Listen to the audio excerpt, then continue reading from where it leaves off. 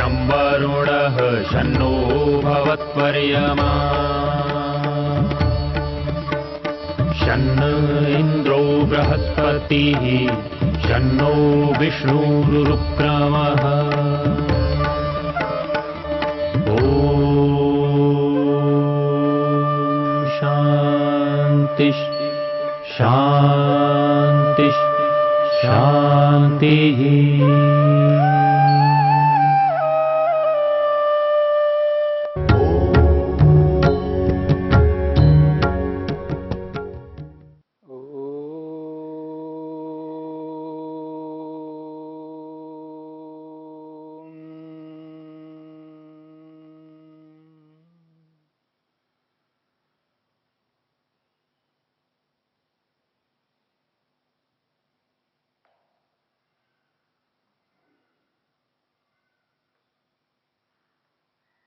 दृष्टानुश्रविक विषय वितृष्णस्य वशीकार संज्ञा वैराग्यम।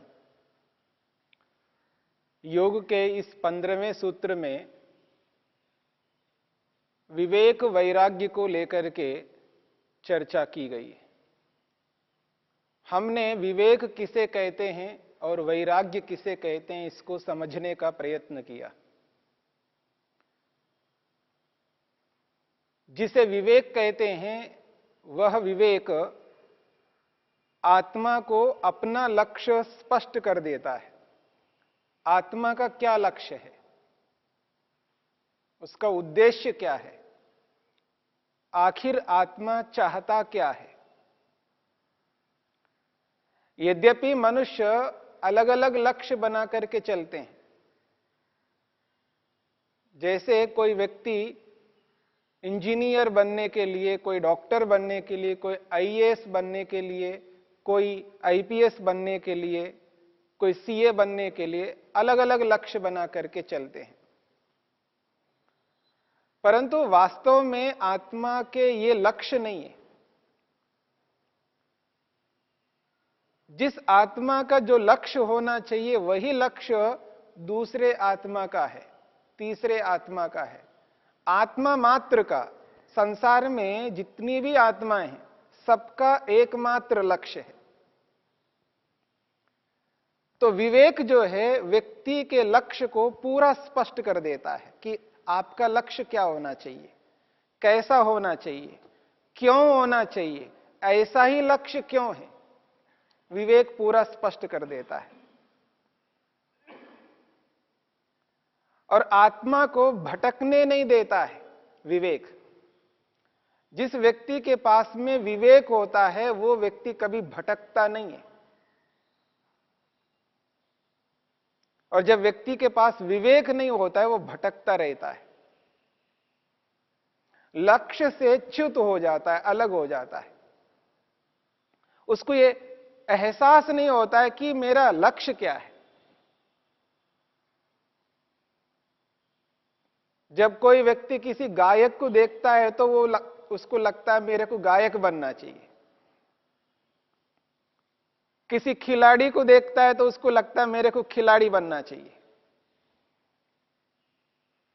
किसी बहुत अच्छे इंजीनियर को देखता है तो उसको लगता है मेरे को भी ऐसा ही बनना चाहिए। वो स्वयं निर्धारण नहीं कर पाता है कि मेरा लक्ष्य वास्तव में होना क्या चाहिए। और ऐसा जो व्यक्ति नहीं कर पाता है तो समझ लेना चाहिए उस व्यक्ति के पास विवेक नहीं है। जब व्यक्ति को विवेक होता है तो वो अपने लक्ष्य का पूरा निर्धारण कर लेता है और उसको स्पष्ट होता है ये मेरा लक्ष्य यही है, बदल नहीं सकता। तो विवेक व्यक्ति के लक्ष्य को स्पष्ट कर देता है और भटकने कभी नहीं देता है। इस सूत्र में हमने 15वें सूत्र में विवेक को और वैराग्य को समझने का प्रयत्न किया। किसे विवेक कहते हैं, किसे वैराग्य कहते हैं। 16वां सूत्र है इसका अगला सूत्र। तत्परम पुरुष ख्यातेर गुण वैतृष्ण्यम। तत्परम पुरुष ख्याते है गुण वैतृष्ण्यम। अब इस सूत्र में एक और वैराग्य की चर्चा है। इस 16वें सूत्र में एक और वैराग्य की चर्चा है, जो 15वें सूत्र में जिस वैराग्य की चर्चा की है उससे भिन्न वैराग्य है ये। यानी दो प्रकार के वैराग्य हो गए। 15वें सूत्र में जिस वैराग्य की चर्चा की है वो वैराग्य अलग है, और 16वें सूत्र में जिस वैराग्य की चर्चा की है वह वैराग्य अलग है। इसलिए कहा तत्परम। परम शब्द से उस वैराग्य को अलग कर दिया, पहले वाले वैराग्य को। तो वैराग्य दो प्रकार का हुआ। 16वें सूत्र में बताने योग्य जो वैराग्य है वो पर वैराग्य, परम कहा है। और इससे यह स्पष्ट हो जाता है, जब 16वें सूत्र के वैराग्य को पर शब्द से कहा है तो 15वें सूत्र में जिस वैराग्य की चर्चा की है वो अपर वैराग्य है। तो एक पर वैराग्य है, एक अपर वैराग्य है। पर वैराग्य का मतलब है उच्च वैराग्य, ऊंचा वैराग्य, बड़ा वैराग्य, विशेष वैराग्य। और अपर वैराग्य का मतलब है निचला वैराग्य, निम्न वैराग्य। वो विशेष है तो ये सामान्य है। 15वें सूत्र में दो विशेष बातें कही हैं, जिनको अपनाना ऐसा लगता है जैसे हिमालय को आप मैदान बना देना, ऐसा लगता है। यदि समुद्र को पी जाए कोई व्यक्ति, असंभव सा लगता है। ऐसे ही जो 15वें सूत्र में जिस वैराग्य की बात कही है वो ऐसा ही लगता है। दृष्टानुश्रविक विषय वितृष्णस्य वशीकार संज्ञा वैराग्यम कहा। दृष्ट और अनुश्रविक जो भी अनुभव किया है उसमें राग ना हो, और जो अनुभव नहीं किया है, अनुभव करना चाहते हैं, वो चाह उत्पन्न ही ना हो। जिसको केवल सुना है और पढ़ा है, अनुभव नहीं किया है, जो सुना है पढ़ा है, उनको अनुभव करने की इच्छा का न होना बहुत बड़ी बात है। और जो जो हमने अनुभव किया है उस अनुभव किए हुए को दोबारा अनुभव करने की इच्छा का ना होना, ये बहुत मुश्किल काम है, कठिन काम है। और ऐसा लगता है व्यक्ति को कि ये हो ही नहीं सकता, ये तो असंभव सा है। असंभव को संभव बनाने की बात कर रहे हैं, पर संभव है। इतने बड़े वैराग्य को यहां पर अपर वैराग्य से शब्द से कहा है। इसका मतलब इससे भी बहुत बड़ा वैराग्य होता है। दृष्ट और आनुश्रविक को त्याग करना छोटी मोटी बात नहीं है, बहुत बड़ी बात है। सुनने में ही आदमी को ऐसा लगता है ये हो नहीं सकता, जब करने लग जाए तब उसको एहसास होने लगता है कि इतना कठिन काम है। लेकिन कठिन होता हुआ भी वो व्यक्ति के लिए सरल हो जाएगा जब वो करने लगता है। जब तक व्यक्ति स्टार्ट नहीं करता, प्रारंभ नहीं करता, उसके लिए तो वो पहाड़ की तरह दिखने लगता है। लेकिन जब उसको प्रारंभ करता है और धीरे धीरे उसको करने लगता है, करत करत अभ्यास जो है एक स्थिति में आता है, वही सरल हो जाता है। पर बहुत ऊंचा है, पर उसको भी निम्न बताया है। उससे ऊंचा वैराग्य एक और है, इसलिए उसको कहा तत्परम, वो बहुत ऊंचा है। पुरुष ख्याते है गुण वैतृष्ण्यम। अभी दोनों में अंतर समझने का प्रयत्न हमको करना है। जो अपर वैराग्य है, यानी दृष्ट और आनुश्रविक विषयों में तृष्णा का न रखना, लालसा का न होना, राग का न होना, जो भी हमने अनुभव किया है, कुछ भी अनुभव किया है, जैसा भी अनुभव किया है, उसको दोबारा अनुभव करने की इच्छा का ना होना। और जो सुना है, पढ़ा है, उनको भी अनुभव करने की इच्छा का ना होना। जब ऐसी स्थिति व्यक्ति के मन में आ जाती है, वो इच्छा मात्र को ही समाप्त कर देता है कि मेरे को ऐसी कोई इच्छा नहीं चाहिए। तब व्यक्ति को एकाग्रता की प्राप्ति होती है, जिसे एकाग्रता कहते हैं। दृष्ट और आनिश्रविक इन दोनों विषयों में तृष्णा को हटा देता है, तब उसको वो एकाग्रता मिलती है जिस एकाग्रता से समाधि लगती है, जिस एकाग्रता से साक्षात्कार होता है, जिस एकाग्रता से व्यक्ति दुखों से छूट जाता है। वो एकाग्रता दृष्ट और आनुश्रविक विषयों में तृष्णा को न रखने पर होती है। और जैसे ही एकाग्रता की प्राप्ति होती है, तो व्यक्ति को सबसे पहले जो भी विषय सामने दिखाई देते हैं, चाहे वो रूप है, रस है, गंध है, स्पर्श है, शब्द है, कोई भी वस्तु जिसको आप सांसारिक वस्तु कहते हैं, उस वस्तु में उसको दुख जो दिखाई दे रहा था,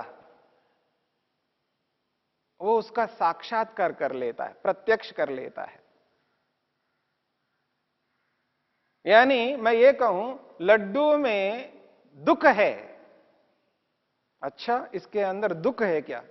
हां, दुख है, समझ में नहीं आएगा।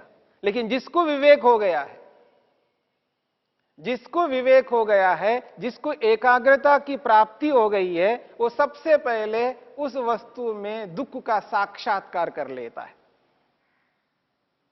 जो जो दृष्ट विषय है, जिन जिन को उसने भोगा है, उन सब भोग्य पदार्थों में दुख को देख लेता है, यानी साक्षात्कार कर लेता है। एकाग्रता की प्राप्ति होते सबसे पहले संसार के पदार्थों में दुख है, उस दुख का साक्षात्कार कर लेता है, प्रत्यक्ष अनुभव करता है। जैसे एक सांसारिक व्यक्ति को लड्डू के अंदर सुख दिखाई देता है, जब उसको खाता है तो उसको सुख प्राप्त होता है, सुख का साक्षात्कार करता है व्यक्ति। जब आप यहां से जाएंगे, हलवा खाएंगे, तो आप केवल सुख ही लेंगे, केवल सुख लेंगे आप।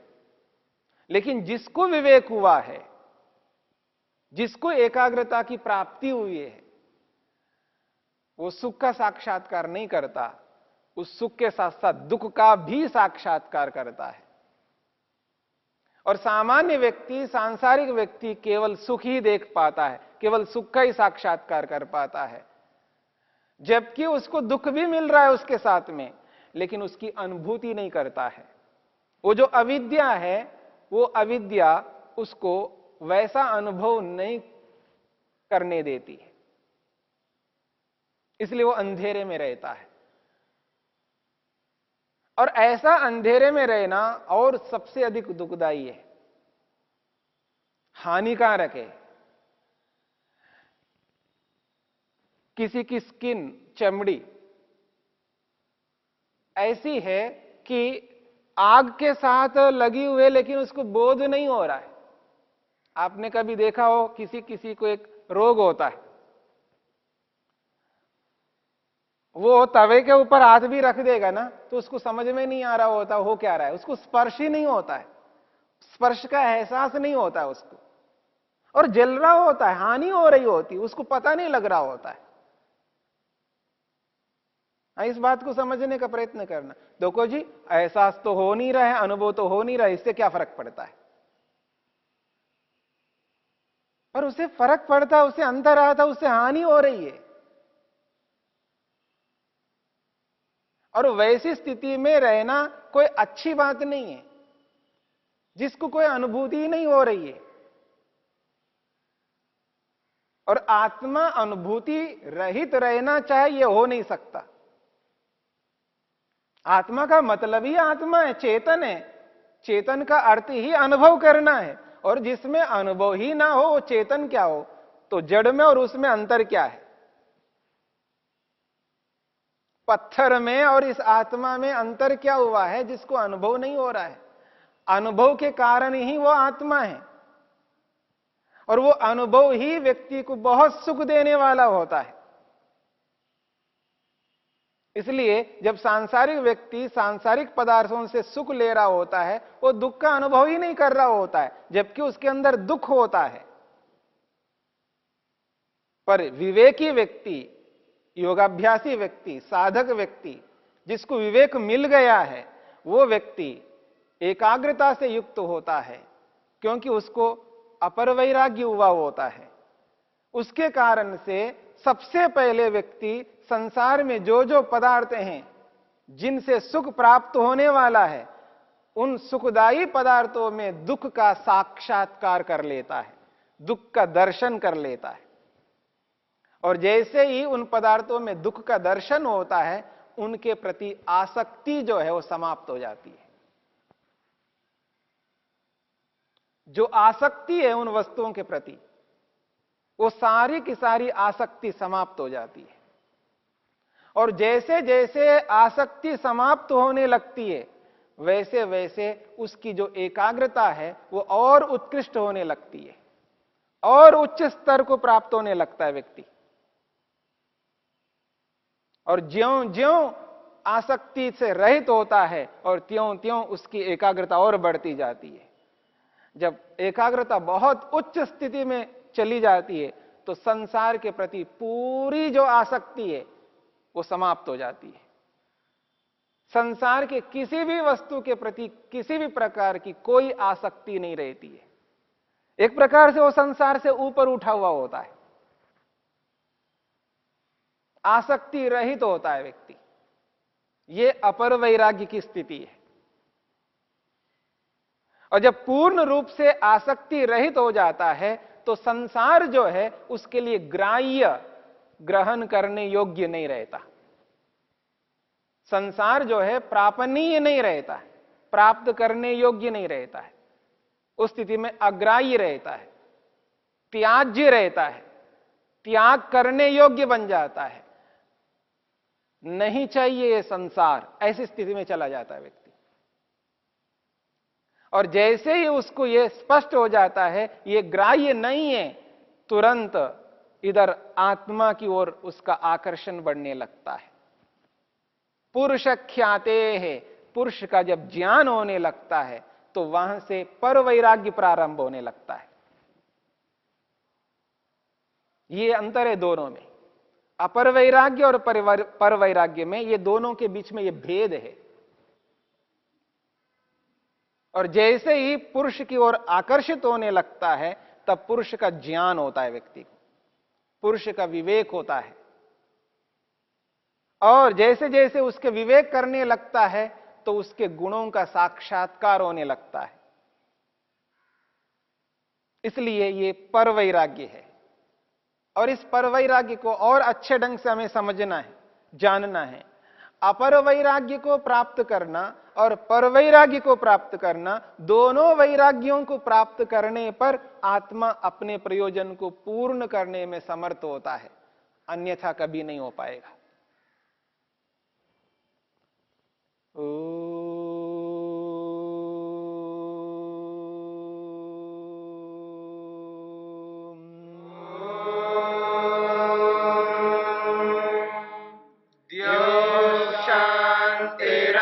शांतिरंतरिक्षं शांति पृथिवी शांतिरापः शांतिरोषधयः शांतिः वनस्पतयः शांतिर्विश्वे देवा शांतिर्ब्रह्म शांति सर्वं शांति शांतिरेव शांति क्षमा शांतिरेधि।